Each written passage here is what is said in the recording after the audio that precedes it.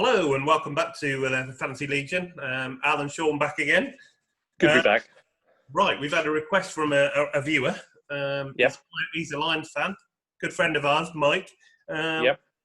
He's asking our thoughts on Kenny Golladay for the year. Well, I think the thing is his ADP is as high as a kite now. There isn't really much further it can go. He's inside the top 10 list at wide receiver now. Is Kenny G. Quite rightly so. We're big fans on the podcast of him, and he was on our bold sleeper list 2 years ago. To give you an idea of the meteoric climb that this guy has had in those 2 years has been fantastic. He's really the number one wide receiver, no matter what anybody says in Detroit. And he produced last year with literally any old body throwing the ball to him last year. So, I mean, he seems to me pretty bulletproof, really. I mean, if you can do that without your star there, that's the kind of pedigree you want in a top 10 wide receiver. So I think pretty safe for top 10 numbers. The trouble is you are paying the price for it now. Actually, currently, I'm just looking up, actually. He's ADP is 21 overall and wide receiver 7. Yeah. And that's just after DeAndre Hopkins. You're paying the price now for it. Mike Evans, and that is pretty impressive company. That shows you how good he's actually been, and he's actually getting the credit he deserves. I mean, he was on our deep sleeper list. He went onto our bold prediction list, and now he is here. So that's the rise of the player in that time period. He did it last year, and let's not forget, Stafford missed half of the season. I mean, Stafford was having a really good year. Yes, he was. He was playing with people like David Blau and people like that. So, and Bilal's because Bilal was in for 9 games. Bilal's record is 1-8 in that 9-game spell. They did have some other players mixed in as well. So yeah, Blau wasn't in for it. He wasn't 1-8, was it? Yeah, 1-8. I was looking at it yesterday. How many games Stafford played, and how many he won, and how many this chap played. Just for curiosity, it was just one of those things that came up that I was interested in seeing what was going on. And I think it relates really well to this question because I think with Stafford in there, they're at least a potential 500 team. At least they've got the potential to maybe go one way or the other this year. I think again, it's Detroit. It's really weird. There's this. They throw a lot. I mean, they throw a lot. He's proved last year, even without his quarterback, he can still produce for you. So I think he's pretty bomb-proof. Yeah, I agree. I don't think it's necessarily a bad pick in the second round of a draft or beginning of the third, because 21, it depends on the size of the league. I think it'd be a very good pick, particularly if he's late second, early third in a small league. You're pretty safe. It's pretty good.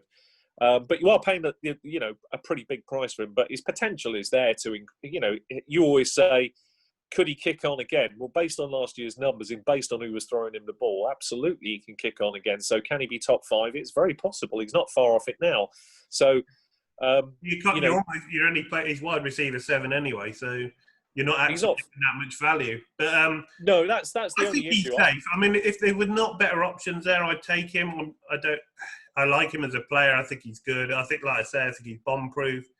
They're going to throw a ton. If Stafford stays healthy, his upside, he's got a slight upside. But it's probably slight 1 or 2 places. But, if you can bag a couple of really good running backs, say, and then see the problem number 1 receiver, then that's not bad. That's not bad. The big issue comes is when you break it down. I like to break it down more simply than a lot of other people. So I look at, if it's a second round player, if we say the league size is big enough and it works out to be he's a second round targetable player, he needs 180 fantasy points. That's what you got to get from him. Now, that's asking an awful lot from a wide receiver when you look back at last year's numbers.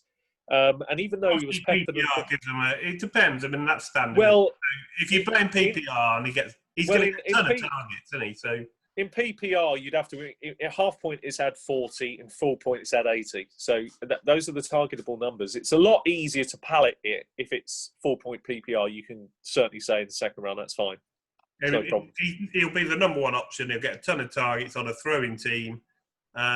With a good, there's probably an underrated quarterback for this year if he stays healthy. I mean, always recency bias. When players get injured the year before, sometimes you'll get the value. Obviously, they do have an increased risk of going down again, but I think he's a very good sneaky quarterback as well, Stafford, to have.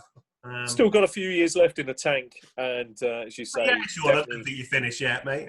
Oh, you mean Stafford, right? I see. Yeah, I finished a long time ago. Well done, you. I wouldn't want to go out there anymore. There's too much. Yeah, no, it's living the rose tinted glass is a lot easier. You seem to get up every day, is quite a bit. That's not wrong, actually. That's actually not far from the truth at times. Unfortunately.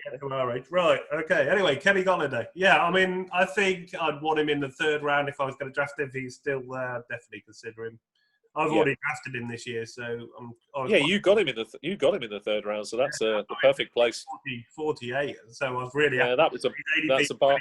So it's a bargain. I'll take him all day long there. So yeah. I mean, they've got DeAndre Swift and Kerryon Johnson as well in the backfield. They've got some interesting players, Detroit now. Maybe a bit shorter receiver if someone does go down. They've got a couple of rookies like Cephas. Yeah, I mean, Marvin Jones is all right, but nothing special.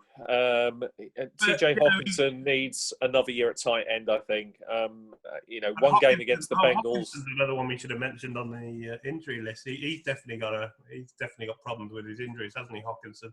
So yeah, and he had one. I mean, people look at the one good game, which was the start of the season, which is the one that everybody will remember against the Bengals. But it was the Bengals, and that was it. That was his one good game. That was it for his whole season. The rest was very mediocre. Okay. Well, let us know what you think about Golladay. I think, we like him. 21 probably a bit high, but if he falls into the third round, not against it completely, I'd probably snap him up around there. And in 4-point PPR, I don't think it's bad at all at 21. Okay, and you've got that big touchdown upside. So he wins a lot of contested catches, which is what I like about him. He's stuff it up there, and he comes down with it more often than 8 to 12 touchdowns is very easy within his wheelhouse for this season. Very well within that remit. He's one of them players where he's actually managed to take the step up to be the wide receiver one, to be like the alpha guy in that receiving core, and that's never easy for a young player. So he's definitely done that. He cemented his number one, and he backs it up with his play and his numbers. So thumbs up for Kenny Golladay. Enjoy the video, give it a thumbs up, subscribe for more. If you want to support us by buying the draft guide, the link's below, and we'll see you on the next one. See you then.